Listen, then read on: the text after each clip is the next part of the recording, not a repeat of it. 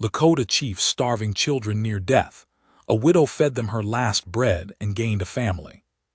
The first thing I remember about that woman is her hands. Not her face.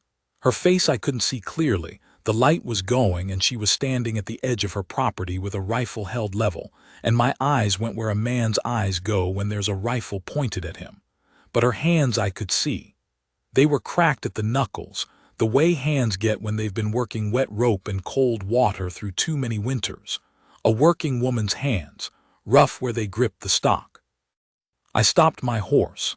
Behind me I could hear the children, 3 of them still on horseback, 2 walking because their horses had died in the canyon 2 days back.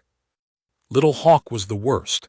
He was 7 years old and he hadn't made a sound in a full day, which frightened me more than crying would have. Children that age make noise when they hurt. When they stop, something else is happening. I said to her in English that I wasn't there to cause trouble. She didn't lower the rifle. I said I had children who hadn't eaten in 3 days. I said I wasn't asking for much. I said if she had nothing to give, I would ride on and trouble her no more. The rifle came down a half-inch. Not all the way, just enough for me to see her face for the first time. She was younger than I expected. Maybe 40, maybe a little past it. Hard to say with white women, the sun takes them differently. Brown hair pulled back without much care for how it looked. Eyes that were doing a quick kind of accounting, running from me to the children and back again. The kind of eyes that count things and don't miss much. She said, "How many children?" I told her 5. She stood there another moment. The rifle came down the rest of the way. "Bring them around back," she said. "I'll get a fire going." My name is Takasapa. Black Deer, in the language of my people, though out here most men call me something else or nothing at all. I was a chief of a small band of Oglala, what was left of us after the years that took everything. I had been a father and a husband. I had been a man others came to when decisions needed making. I had buried my wife in the spring, 6 weeks before that evening on the widow's property. And I had done it alone with my own hands because the ground was still frozen, and it took most of a day, and I couldn't ask the children to watch me do it. After that I had 3 choices. Stay where we were and hope the government rations came through, which they had not done in 4 months and which the agent kept promising were coming. Go east toward the agency and throw ourselves on the mercy of men who had none, or take the children and ride south and find something, I didn't know what, some way through. I chose south because I couldn't stand still anymore, because standing still felt like waiting for them to die. It had not gone well. 2 horses dead, supplies gone. The land dry and mean all the way to that fence line, which I hadn't expected to hit for another day. I had been miscounting distances. Grief does that. It makes the mind soft in ways you don't notice until you're lost and it's getting dark. I had spent the last night sitting awake watching the children sleep and working through what I had left to give them. The answer was nothing. I had a rifle and 4 rounds.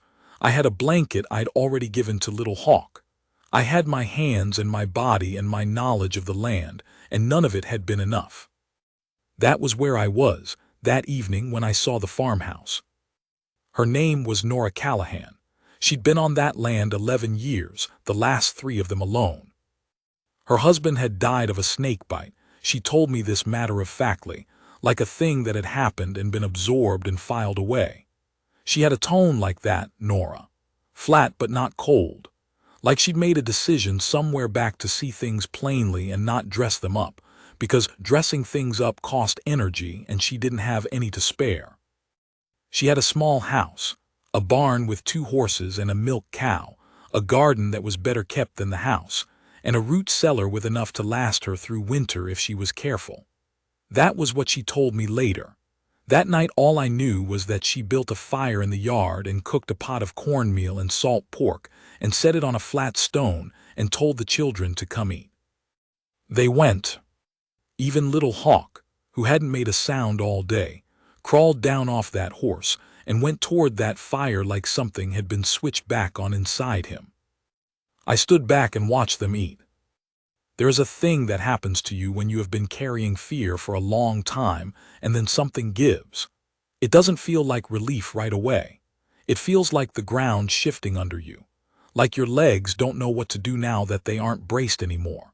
I stood back by the fence and I felt that, and I was not certain I wasn't going to fall down, and I was grateful it was dark enough that she couldn't see my face clearly. She came and stood near me after a while, not close, a respectful distance. We stood there listening to the children eat. She said, "How long you been out?" I told her, 10 days riding, 3 days without food. She was quiet for a moment, then she said, "Where are you headed?" I said I didn't know. I said I'd been trying to find a way through. She said, "There isn't one, not south. The ranches down that way will shoot first." She wasn't saying it to wound me. It was that flat tone again, just the landscape as it was. I said I'd work that out. She said, "You can stay in the barn tonight, all of you. I'll bring out more blankets." I told her I didn't want to put her in a difficult position. There were men in this country who would burn a woman's farm for less. She made a small sound, not quite a laugh. "There were men who'd have done that for other reasons too," she said, "and it hasn't happened yet." She looked out at the children a moment. "Besides, they need sleep. You look like you need it too." I didn't argue. I didn't have the strength to argue. I was not going to stay more than one night. That had been my intention. Then morning came, and little Hawk had a fever. I knew it before I got close to him. I could see it in the way he lay still while the other children moved around, the way his eyes were tracking things at the wrong speed. I put my hand on his forehead, and the heat came up into my palm like a coal. He had been too cold for too long, and now his body was doing what bodies do. I told the other children to stay quiet. I went to the house and knocked. Nora opened the door already dressed, holding a cup of something that steamed. She looked at my face and said, "Which one?" "The youngest, little Hawk." She set the cup down and came out with me without another word. She knew what she was doing. That was the thing about her I kept noticing. She didn't circle things or ask a lot of questions. She looked at the boy, felt his neck and his wrists, looked at the color of his lips, and she went back to the house and came back with a cloth and a bowl and a small brown bottle. She sat down on the barn floor in her clean dress and she started working. I watched her. I didn't know what to do with my hands. She said, "You can either help or stand outside." But standing there looking like the end of the world isn't helping either of us. I sat down across from her. She handed me the cloth. "Keep it cool and keep it on his forehead," she said. "Change it every few minutes." We sat like that for a long time. She gave him something from the brown bottle every hour. The fever peaked around midday, and I thought, I will say it plainly, I thought we were going to lose him. He was so small. He'd always been small. His mother had worried about it. I sat there with that wet cloth and I thought about his mother, and I thought about what it would mean to go home without him, and I didn't let any of that reach my face. Nora looked at me once and said, "He's a fighter. You can see it in him." I said I knew. She said, "Then trust it." The fever broke in the late afternoon. He opened his eyes and looked at me and said, in Lakota, that he was hungry. I sat back and let out a breath I'd been holding so long my ribs ached. Nora heard it. She looked up from where she was wringing out the cloth. Our eyes met, and something passed between us that I didn't have a word for. I still don't.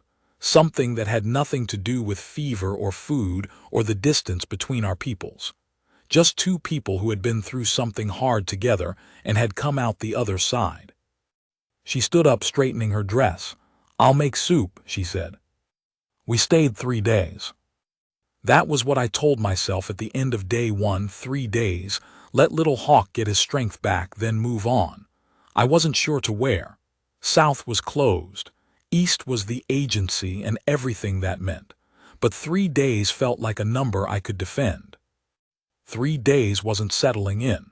3 days wasn't asking anything of her. On the second day, she put me to work. She had a fence line down on the east side and 2 posts that had rotted through. She had the wood for new posts but not the muscle to drive them. She didn't ask me exactly. She just walked me out there after breakfast and handed me the post driver and pointed. I took it and got to work. The children trailed behind us, the older ones watching, then one by one drifting in to help with the things they could help with.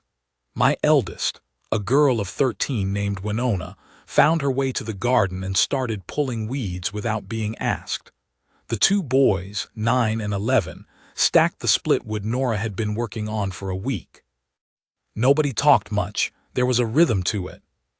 By afternoon, the fence was done and I was sweated through, and Nora brought out water and we sat on the top rail and drank it.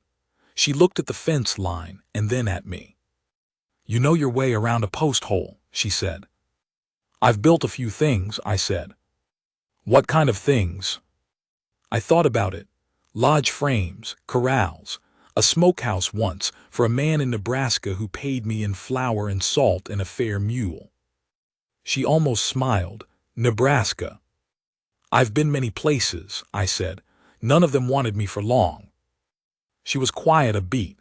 Then she said, "This place has been known to be persuadable." I didn't know what to do with that. I looked at the fence line. There are things I should say about who I had been, before the dying years took the shape out of my life. I had been a man other men looked to. Not because I was the loudest or the most fearless. There were younger men with more fire than me and always had been. But because when a problem needed solving I could hold it in my mind from all sides without flinching, and because my word had always meant what I said it meant. My wife had called it my stubbornness and also my greatest quality, sometimes in the same breath. She'd had a way of doing that, holding 2 true things at once. After she died, I didn't know what I was. I knew what I did. I got up, I made the decisions. I kept the children fed and moving, but the man underneath all that felt hollow, like a pot that had been emptied and hadn't yet been filled with anything. I don't say this to make it sound sad. I say it because it's what was true, and because what happened over those days on Nora's land was connected to it in a way I've been trying to put into words for a long time now. She didn't know what I had been. She knew what she could see, a man who'd gotten 5 children across hard country without losing one, who drove fence posts straight and stacked wood without being asked, and who sat up 3 nights running while a feverish boy slept. That was all she knew, and she seemed to find it sufficient. That is a particular thing to experience, to have someone take account of you without the history, without the loss, just the man in front of them, what he does with his hands, how he talks to his children, whether he keeps his word. On the 3rd morning she said, "Winter's coming fast this year. I've still got the far pasture to cut, and the root cellar isn't full, and my water barrel needs new hooping before it cracks in the freeze." She said it looking out at the sky, not at me. I waited. She said I could use help, real help, not a few days. I said nothing for a long moment. I was working through all of it, what it would mean, what the men in town would say, what the government men would say if they came by, what the children would think, what I owed the memory of my wife. I said, "I have nothing to offer you in return." She turned and looked at me with those flat, accounting eyes. "You drove my fence posts," she said. "You stacked half a cord of wood. You sat with my cows last night when something spooked them, which I only know because I got up at 2 in the morning and saw the lamp still burning in the barn." A pause. "That's not nothing." I looked at her. She said, "I'm not asking for anything you don't want to give. I'm saying there's room here, for you and the children, for the winter at least. We can work out the rest of it as we go." The children made the decision for me, in their way. Little Hawk had started following Nora around the yard. She didn't shoo him off. She let him carry things, small things, a bucket, a bundle of herbs from the garden. She told him what she was doing as she did it, in a slow, patient voice, and he listened with the total attention of a child learning something new. Winona had taken over the garden entirely by day 2. She and Nora communicated in the way women sometimes communicate across languages, through gesture and the movement of hands, through watching and mirroring. I saw them standing over the bean rows one morning, both with their heads bent, both looking at something in the soil, and I thought, they understand each other already. The boys were harder. They were at an age where everything was a test. But I watched the older one, Chayton, spend an afternoon watching Nora shoe one of her horses, and I saw his face when she let him try with the hammer. She didn't take it back when he did it wrong. She just showed him again, steady, no fuss. After supper that evening, he sat near me and said, "In Lakota, she doesn't get angry when you mess up." I said that was true. He thought about it. "Papa," he said, "she fed us when she didn't have to." I said I knew. He didn't say anything else, but he had that look he gets when something's settled in him. We stayed. I don't mean to make it sound simple. It wasn't.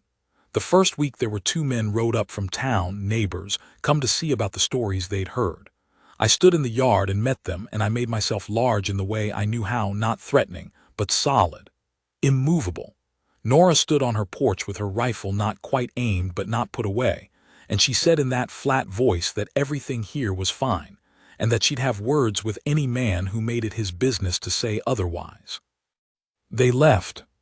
They came back twice more over the following month, each time with a slightly different face, each time with the same unspoken question.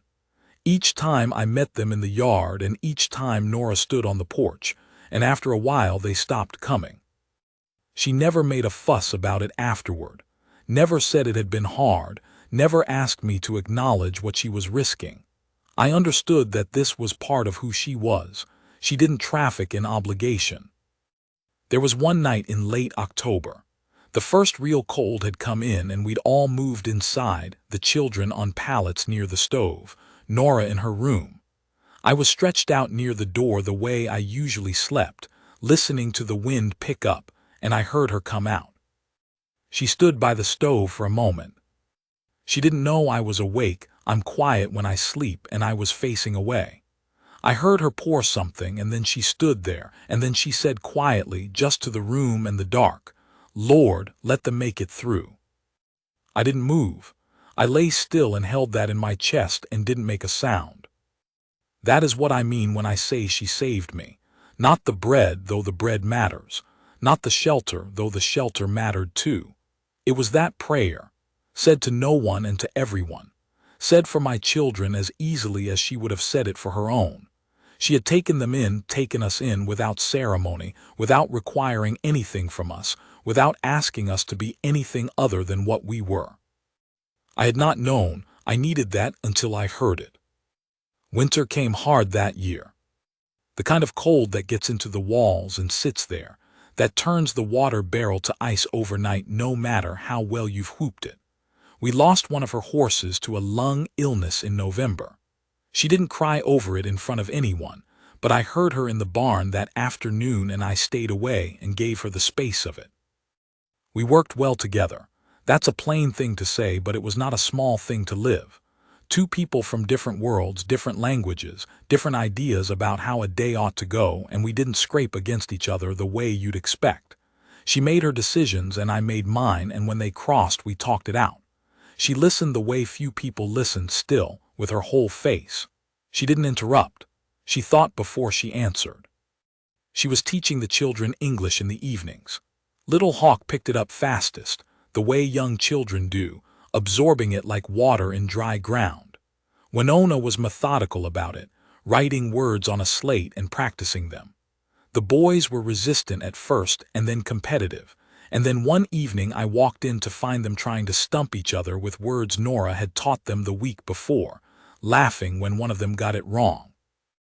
I stood in the doorway and watched them and felt something I hadn't felt in a long time, something full. Nora came up beside me. She was holding 2 cups of the tea she made every evening, the kind with the dried mint from her garden.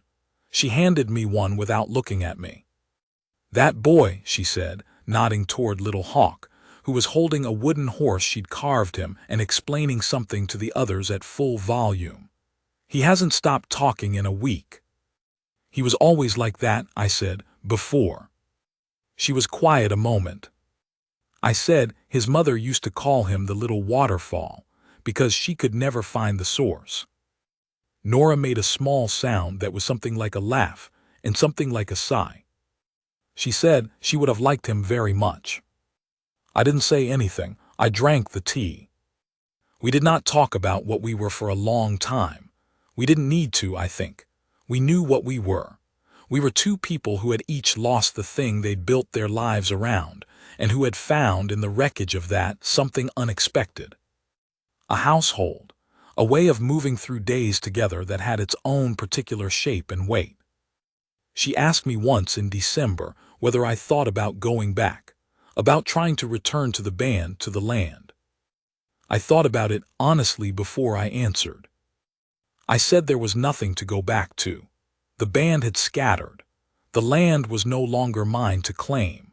The life I had known was over, and I had spent a year pretending it wasn't, and then I had loaded 5 children onto horses and ridden south and ended up here, and I was beginning to think this was what the rest of it looked like.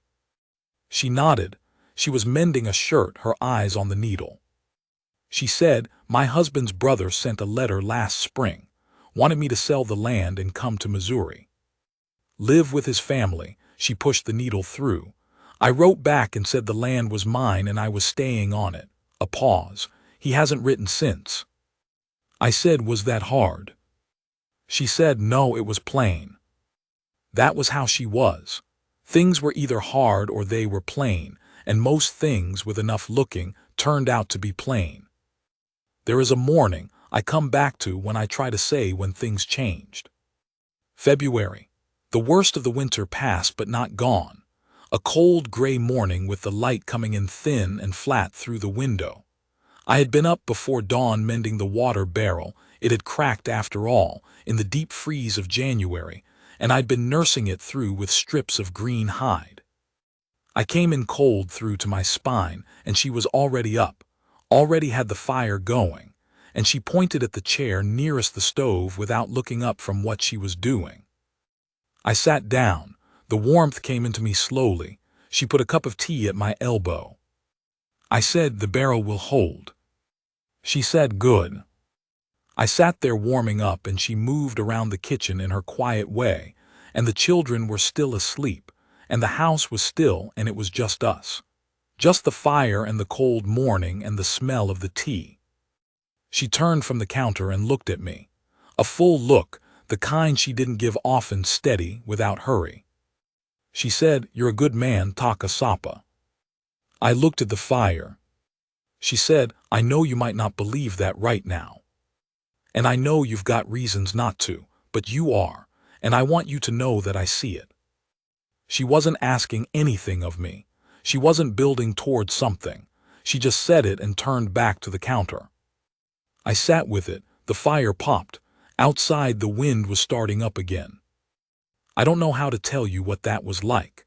To be seen by a person who had no reason to be kind to you, who owed you nothing, who had been watching you for 5 months with those clear, flat eyes, and who had arrived at that verdict without ceremony or sentimentality. She saw what I'd done and what I was, and she called it good.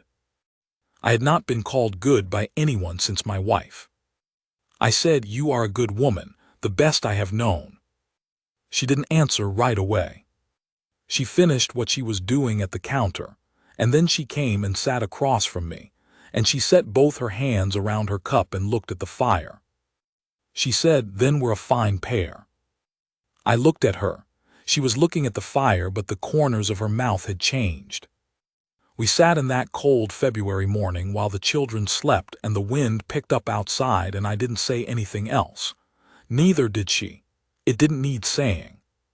Spring came, the mud and the melt and the whole valley going green and loud with water. Nora replanted the garden and I rebuilt the fence line on the north side, which had taken damage in the heavy snow. The children worked alongside us, each of them with their own piece of it now, their own small domain. Little Hawk had the chickens. Winona had the kitchen garden. Chayton had decided the horses were his responsibility and negotiated this, in his serious way, with both of us, and we had agreed. There were still hard days, men who rode by and looked too long. A morning in April when someone had ridden in and killed 2 of the chickens and left them at the door, and I had held my temper and looked at Nora, and she had looked back at me and said, flatly, that she would speak to the sheriff, and she had, and it had not happened again. There were nights when grief found me, my wife's face in the dark, the life we had made and buried. I didn't hide from it. I sat with it the way you sit with something you can't change. Some nights I went out to the barn and sat with the horses, because silence with animals is a different kind of silence. Once Nora came out. She'd seen the lamp. She stood in the barn door and looked at me and didn't ask anything. She just came and sat on the bale beside me and stayed there until I was ready to go back in.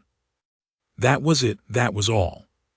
But a person who will do that, who will get up in the cold and come sit with you and not require an explanation, that is something rare. I had known it once before in my life, and I had thought I would not know it again. I want to try to say what she gave me. Not the bread, though Lord knows the bread was the whole world that evening. Not the shelter. Not even the labor and the long winter, and the 10,000 small things that accumulate into a life. She gave me back the sense that I was worth something to someone. I had been carrying my people's faith for a long time, and then there was no people left to carry it for, and that faith had turned into weight with no purpose, and I had been walking bent under it without fully knowing it. She didn't lift it. It was still there, but she stood beside it with me, and she didn't flinch, and she didn't ask me to put it down. She treated me as a man who was owed dignity, not because she thought it would cost her nothing, but because she had decided it was true. I have met few people in my life who could do that. Look at a man who the whole world has written off and see instead what he actually is, capable, steadfast, worth the keeping, and then act on what they see, quietly, without ceremony, the way she did everything. Summer came and then fall again, and we were still there. All 7 of us on that land in that house which had grown. I had added a room in the spring, working with Chayton, who was learning fast. Winona had put up more stores than we'd need for 2 winters. Little Hawk could carry a real conversation in English now, and he conducted them with everyone he met, including the horses. On an evening in September, she came and stood beside me, where I was watching the sun go down behind the hills. She was carrying a shawl she'd started and put down and picked up again a dozen times over the summer. She stood there a minute and then she said, "Winona asked me something today." I waited. She said she asked whether she should call me Ane. Mother in Lakota, mother. I looked at her. Nora's face was still, but not the way it was when she was trying to hold something in, just still, thinking. She said, "I told her she should ask you first." I thought about my wife, her voice, the way she'd looked at children who weren't hers and still loved them easily, the way some people can. She would have known what the right answer was. She would have said it. I said, "What do you want?" Nora looked out at the hills. The light was going gold and long over the grass. She said, "I want what's already true to have a name." I looked at her for a long moment. She was still watching the hills, that shawl in her hands, her cracked knuckles holding the yarn. I said, "Then yes, she can call you that." She nodded once. She pulled the shawl a little tighter. Below us in the yard, Little Hawk was chasing one of the chickens in an argument that appeared to be mutual. She said quietly, "Thank you." I said, "Thank you." She glanced at me sideways at that, a question in it. I said, "For all of it, for the bread at the beginning, for the night with Little Hawk, for staying when you didn't have to." She turned back to the sunset. "I had to," she said, "same as you." The chicken squawked. Little Hawk triumphed. The light went long and gold over the grass, and the hills went purple in the last of it, and we stood there together in the cooling evening and watched the day end. That is how it was. That is how we became what we became. A man with nothing left, 5 children he was trying to hold together with will and worn hands, and a woman at the edge of her fence line with a rifle she put down. Neither of us had been looking for it.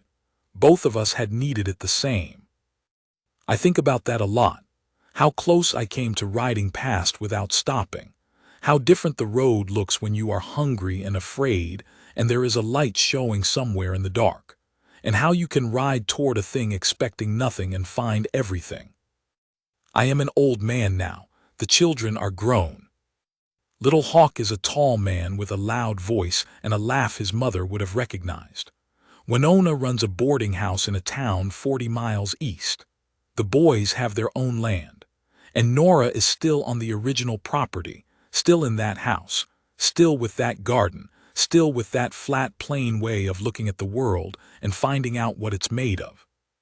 We got old together in a way neither of us planned and both of us chose. Every now and then I wake before dawn and the house is still and dark, and I go out and stand on the porch in the cold and I can see the land, the fence lines I built, the additions I put on the house, the roots I put down in ground that was not supposed to be mine. And I think about that first evening, that rifle, those cracked hands, the sound of my children eating. I think about the moment the fever broke in Little Hawk, and I let out that long breath. I think about a February morning and a woman saying, "You are a good man," and I see it. There are things you carry your whole life. You don't always know you're carrying them until someone eases the weight, just for a moment, and you feel the difference. I still feel the difference. I will feel it until I'm done.